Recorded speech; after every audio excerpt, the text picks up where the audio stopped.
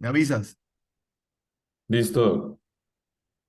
Bueno, buenos días para todos. Vamos a hablar de un tema que les va a gustar mucho, sobre la clasificación de las cavidades anoftálmicas contraídas cuando nos enfrentamos a casos tan difíciles como son pacientes que han perdido su ojo y además no pueden usar prótesis. Entonces, vamos a tocar un tema con Paul, un tema muy interesante. El doctor Vélez es residente de primer año de Presidencia de la Pontificia Universidad Javeriana y Clínica de Oftalmología de Cali. Bienvenido, Paul. Muchas gracias, doctor. Bueno, entonces damos inicio a la sesión académica del día de hoy. Como les habló el doctor Quintero, vamos a hablar de cavidades anoftálmicas contraídas, específicamente de su clasificación. Les propongo el siguiente contenido. Básicamente hablaremos de una introducción inicial, luego de la definición como tal de las cavidades anatómicas contraídas, sus causas. Nos vamos a enfocar en esta charla en la clasificación y ya daremos un brochazo sobre el manejo sin ser el objetivo y las conclusiones. Entonces iniciemos con la introducción. Básicamente hay situaciones en las que para aliviar un dolor intenso, para proteger un ojo contralateral sano, para mejorar la estética o incluso para salvar la vida de un paciente, se debe extirpar el globo ocular. Si bien este enfoque resuelve el problema de salud del paciente, por cambios en la fisionomía puede tener un efecto devastador en la percepción y en la confianza en sí mismo en todos nuestros pacientes. Es por esto que ante un paciente en el que no se puede recuperar su función visual, el médico debe tomar medidas para ofrecerle un aspecto normal o lo que denominamos normal dentro de un procedimiento quirúrgico. Entonces el paciente va a requerir entonces o va a tener unas exigencias. ¿Que cuáles son esas? Pues tener un aspecto normal, que sus amigos, que su familia noten lo que ya conocen o por lo menos una similaridad con su ojo contralateral. Mientras que el médico o nosotros pues como oftalmólogos entonces tendremos otras exigencias que posiblemente vayan acorde a esas que exige el paciente y es que se logre entonces desde el punto de vista médico unos párpados que estén en posiciones normales, una capacidad para parpadear o que el paciente no tenga dificultades a la hora de parpadear, que las pestañas estén en posición normal y simétricas comparadas con el ojo sano, que haya una buena motilidad y que se dé pues una prótesis a medida. Entonces, a la hora de intervenir a estos pacientes, se deben tener en cuenta tanto esas exigencias por parte del paciente como las que nosotros debemos tener. Entonces, cuando se trata de una cavidad anoftálmica, el cirujano debe ayudar a los pacientes restaurando el volumen que perdieron al extraer ese ojo y además se debe restaurar la arquitectura orbitaria. Básicamente, todas esas problemáticas que observamos en la diapositiva anterior se resumen en estas dos condiciones importantes a la hora de hacer esa intervención. Entonces, hablando específicamente de a lo que se refiere una cavidad oftálmica contraída, es un proceso inflamatorio crónico que conduce a una cicatrización intensa en donde se da fibrosis y obliteración por completo de los fondos de saco conjuntivales y esto hace imposible el uso de una prótesis ocular o por lo menos que ésta pues, se adapte de manera adecuada o que el paciente pues, la observe con gusto pues, esta misma. Entonces, allí se da entonces un proceso que inicia con una cicatrización que va a ser difícil revertir, que se detiene, digamos, en muchas ocasiones es cuando ya se da una fibrosis completa de esa cavidad, que va a conllevar asimetría facial con disminución en la hendidura palpebral y acortamiento de los fondos de saco. Entonces, esta pérdida de volumen y del soporte, pues va a impedir que se pueda contener una prótesis en esta cavidad. Y pues como cuña, la localización más frecuente o donde principalmente o inicialmente se da este proceso va a ser en el fornix inferior, para tenerlo muy en cuenta. Tenemos múltiples causas para que se dé una cavidad oftálmica contraída. Entre ellas, les presento las siguientes, ¿cierto? Trauma, infecciones, la radiación secundaria a tumores, técnicas quirúrgicas inadecuadas y también las prótesis mal adaptadas. Cada una de ellas, inclusive la combinación de unas con otras o a veces todas, pueden generar entonces que se dé una cavidad oftálmica contraída de una manera mucho más rápida o que al final pues se termine dando de todas maneras este proceso. Claro está que algunas de ellas pues van a generar un proceso pues cicatricial y fibroso mucho más rápido y eso es lo que vamos a hablar en este momento. Entonces, con respecto al trauma, se pueden generar diferentes eventos traumáticos que propicien esta fibrosis y esta cicatrización, como lo son la disección extensa de los tejidos orbitarios, la presencia de hemorragias o infecciones posoperatorias o secundarias inclusive al mismo trauma, y la disminución del aporte vascular. Todo esto va a permitir que se conlleve pues como a esta formación del nicho. Los procesos infecciosos tienen una cavidad muy importante ya que inicialmente se tiene como un círculo vicioso. Se da una adaptación de la prótesis, se da una movilidad que puede estar reducida. Esta movilidad reducida y la adaptación de esta prótesis pues conforman un acúmulo de secreción o un caldo de cultivo, lo podríamos llamar de esa manera, donde se da un proceso inflamatorio crónico, se conlleva inicialmente entonces a esa fibrosis del fornis inferior y posteriormente una fibrosis de toda la cavidad, se da la reducción entonces del tamaño para poder adaptar esa prótesis, se da un proceso retráctil generalizado y se forma un nicho de una cavidad en donde definitivamente no se puede adaptar una prótesis.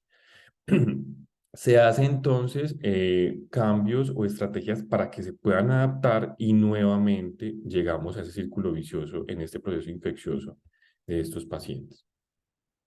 Con respecto a la técnica quirúrgica inadecuada, entonces se puede dar inicialmente por la ausencia del implante primario, ¿cierto? Que en una primera instancia, cuando se realice la cirugía, no se lleva el implante primario. Cuando se da una manipulación excesiva de los tejidos durante la cirugía, cuando hay un cierre quirúrgico que es inadecuado o cuando no se ubica conformador inmediatamente la realización de la cirugía. Y debemos tener también en cuenta una condición muy importante que es la prótesis mal adaptada. Entonces, aquellos pacientes que llegan a nuestras consultas o que nosotros observamos que tienen unas prótesis que están más grandes en comparación con el tamaño de su cavidad, que están pesadas, que tienen malos acabados, recordemos que esos malos acabados pues, van a generar procesos inflamatorios crónicos en esos vértices, especialmente en esos fondos de saco, o que sea un material inadecuado. Todas esas características debemos evaluarlas en nuestros pacientes para poder identificar aquellos que tienen un mayor riesgo de generar una cavidad aortánica contraída.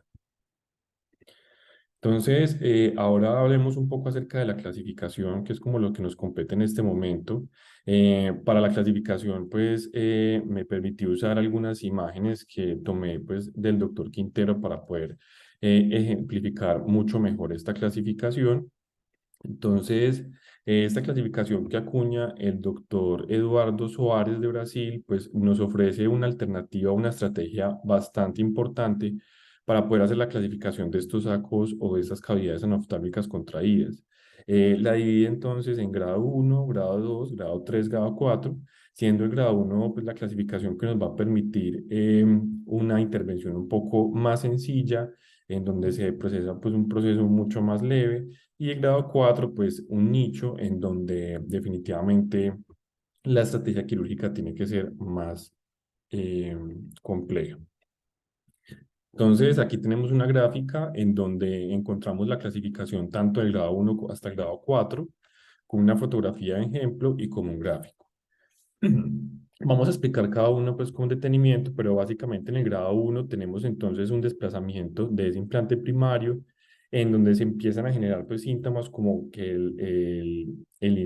la prótesis no cabe en el paciente, siente que la prótesis está mucho más grande de lo normal, siente dificultad para ingresarla o para sacarla. En el grado 2 entonces ya va a haber un cierre que puede ser pues como parcial o puede ser completo de ese saco inferior. Entonces vemos ese signo en túnel o ese signo pues en deslizadero, como lo llaman allí en la literatura, y es esa forma en donde ya el saco inferior está perdido. En el grado 3 no solamente tenemos pérdida del inferior, sino que también el saco conjuntival superior está comprometido. Y en el grado 4 ya hay una fibrosis completa, en donde ambos sacos están completamente cerrados, fibróticos, cicatriciados, y esto es lo que denominamos finalmente un nicho. Hablando específicamente de grado 4, entonces hay una pérdida de la relación entre los espacios que la forman. Puede haber una migración del implante arrastrando la conjuntiva superior. La conjuntiva es suficiente, la prótesis es voluminosa y hay laxitud del párpado inferior. Es decir, hay múltiples estrategias para poder hacer una corrección adecuada de esta cavidad anoftálmica.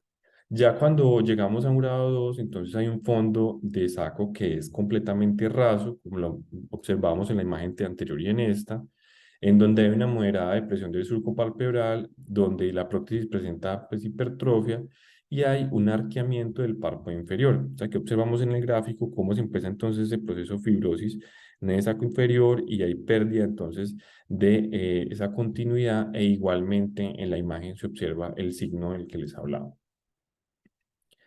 En el grado 3 ya hay una retracción del fondo del saco, tanto superior como inferior, entonces se hace mucho más evidente esos cambios allí. La prótesis se vuelve pequeña, se vuelve inmóvil, pues el paciente presenta un importante lagoftalmos como se observa en la imagen. Y posteriormente, entonces llegamos ya al nicho, en donde hay un proceso retráctil generalizado, donde hay fibrosis de toda digamos, en generalizada de esa cavidad, en donde hay una imposibilidad para poder utilizar una prótesis. Con respecto al manejo específicamente, este manejo va a estar completamente orientado dependiendo del grado de cavidad anatómica contraída al cual nos estemos enfrentando. Sin embargo, siempre la finalidad va a estar encaminada en la restauración y la reconstrucción de la cavidad contraída, buscando mantener una prótesis en posición. Esa va a ser entonces la finalidad sin duda alguna. Se van a realizar diversas técnicas, principalmente pues, se colocan injertos que van a permitir el desplazamiento de los fondos de saco en un intento por ampliarnos y en un intento porque esa prótesis pues, se pueda ubicar de manera adecuada a nuestros pacientes. Se pueden utilizar múltiples injertos, vamos dialogando con el doctor Quintero, pues múltiples se podrían utilizar, algunos tienen unas ventajas, algunos otros pues desventajas frente a otros. Y sin duda alguna, quien nos va a permitir el uso de uno u otro es el grado de cavidad optámica contraída al cual nos estemos enfrentando y el paciente. Podríamos utilizar mucosa oral, podríamos utilizar piel, podríamos utilizar conjuntiva contralateral, podríamos utilizar incluso un injerto de membrana amniótica o un injerto de hemograso. Y este manejo entonces va a estar enfocado, como les decía, dependiendo del grado al cual nos estamos enfrentando. Entonces, en el grado 1 se puede hacer una reposición del fornis. Para el grado 2 podríamos hacer una ampliación del fornis con injerto. En este caso, pues sería inferior. En el grado 3 podríamos hacer una ampliación total del fornis. Y en el grado 4 se realiza una técnica que es el injerto en almohada, en donde se permite pues hacer una ampliación de ese nicho completamente contraído y fibrótico. Finalmente, entonces, podríamos concluir que la cavidad oftálmica contraída es un proceso inflamatorio crónico que va a conducir a una cicatrización intensa con fibrosis y pérdida completa de los fondos de saco conjuntivales. Hay posibles causas, entre ellas encontramos las traumáticas, las infecciosas. No hay una única, generalmente es multifactorial y se va a traducir en una capacidad para sostener una prótesis. Y se clasifican 4 grados, que son el pilar para elegir el manejo adecuado, siendo el primero el menos complejo, hasta el cuarto, que es el nicho, en donde es un reto quirúrgico para nuestros pacientes lograr adaptar una nueva prótesis. Entonces finalizamos aquí con la charla. Bueno, muy bien. ¿Alguna pregunta para los asistentes? ¿Qué recuerdan de lo de las prótesis? Algo cuando estuvieron rotando por acá, que sea importante para que todos no se les olvide que debemos hacer con las prótesis, con el seguimiento de los pacientes que les estamos evaluando una cavidad. ¿Quién recuerda los puntos importantes que debemos tener en cuenta para evaluar una cavidad?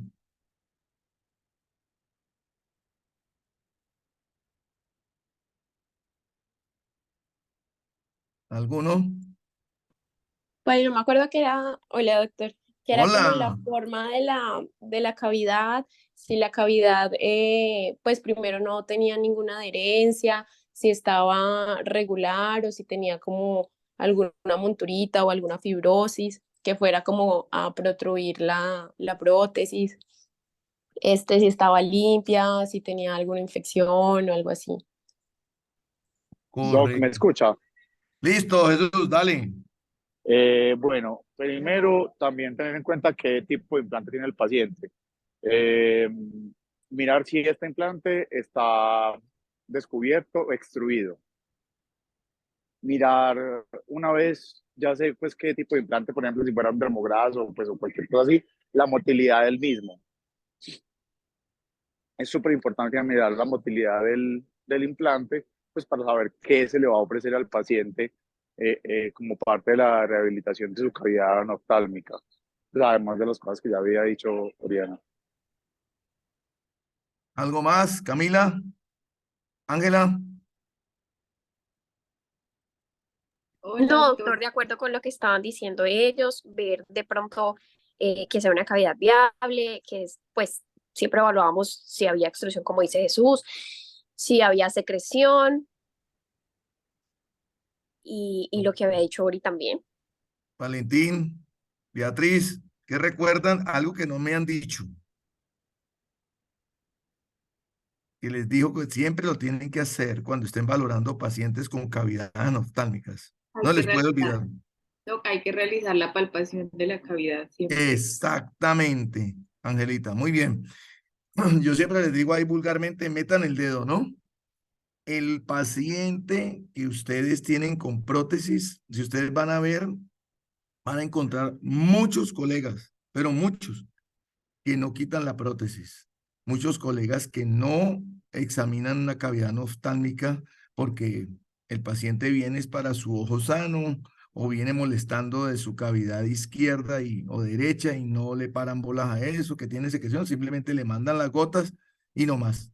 Y no investigan. Entonces, muy importante en la evaluación, retirar la prótesis, ponerse un guante, palpar la cavidad, ver si hay implante primario, si no hay implante primario.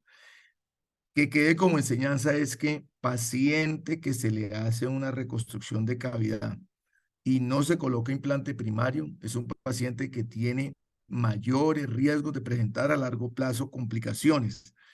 ¿Por qué? Porque cuando se pierde el volumen hay mayor redistribución de volumen dentro de esa cavidad. Entonces esas cavidades usan prótesis grandes, pesadas, que con el tiempo generan un proceso inflamatorio. Y otra cosa importante, además de que van a palpar, el paciente lo ponen a la lámpara de hendidura y miran el fondo del saco superior, el fondo del saco inferior. Evierten la conjuntiva tarsal superior, donde si hay una conjuntivitis papilar, bien puede ser normal o gigante. Si es gigante, ya te está hablando de que la prótesis está deteriorada, que está haciendo alguna alergia a la prótesis, que algo anda mal con la prótesis, que no se ha hecho mantenimiento. Los mantenimientos de las prótesis deben hacerse cada 6 meses en el laboratorio para que quede limpia. Entonces, el proceso inflamatorio, como mostró Paul ahí, es un proceso que empieza como una conjuntivitis y el paciente no se le para bolas, esa conjuntivitis se vuelve ya una infección, esa infección genera un proceso retráctil en el fondo del saco inferior, donde en la clasificación vieron el grado 1, el grado 2, el grado 3 y el grado 4. El grado 1 es el más sencillo, es donde no hay absolutamente nada, sino simplemente uno observa que hay una inflamación, que los fondos de saco están un poquito rasos, perdidos, pero no mucho, pero ya el proceso empezó. Si llegamos al grado 2, es cuando ya hay el signo del tobogán, que bien lo dijo Paul, pero no dijo el nombre exacto, se llama el signo del tobogán. El signo del tobogán es que ustedes ven un montículo en el fondo inferior y la prótesis empieza a montarse sobre el montículo y a rodarse por fuera del ojo. Ya arrancó el proceso. Ese proceso es crónico, como lo mostró en ese cuadro Paul, donde terminamos entonces con una retracción del fornis inferior, después ya la prótesis que volverla más chiquita, no hacemos mantenimiento de prótesis, cambiamos la prótesis y la volvemos más chiquita porque no sabemos de eso, y el paciente sigue usando prótesis, pero resulta que ahí es cuando debemos intervenir. Entonces es importante lo que dijo Jesús, cuando hay implantes, entonces también buscar en la superficie conjuntival que no haya una exposición del implante orbitario. Si hay una exposición, ese paciente hay que mirar qué tipo de implante es, porque por ahí se mete la infección dentro de la cavidad. Cuando hay una extrusión, es un manejo diferente. La extrusión es la exposición ya grande, que el implante ya está casi salido. Si ya está muy extruido, hay que pensar en su extracción o hacer un injerto de mucosa o hacer un injerto tarsoconjuntival. Muy importante lo que hablaba Jesús también, evaluar la motilidad de la cavidad. No necesariamente tienen que tener implantes orbitarios microporosos para que haya una motilidad. Con un implante bien colocado, esférico, se obtiene muy buen movimiento de las prótesis siempre y cuando sea una prótesis personalizada por impresión que le transmita buen movimiento a la prótesis. Entonces queríamos traer a colación este tema de las retracciones de las cavidades, porque debemos siempre evaluar nuestros pacientes que nos lleguen con cavidades y cuando sea necesario pensar en el cambio de prótesis. ¿Ok? Eso es lo que les traíamos a colación. ¿Alguna pregunta? No, doctor, todo muy claro. Bueno, gracias, Angelita. ¿Algún otro comentario? Jesús, Camila, Oriana, Federico, ¿qué dice? Callao. Bueno, Paul, No, ¿algún todo muy último? claro, muchas gracias. Bueno, Federico, ¿algún otro comentario, Paul?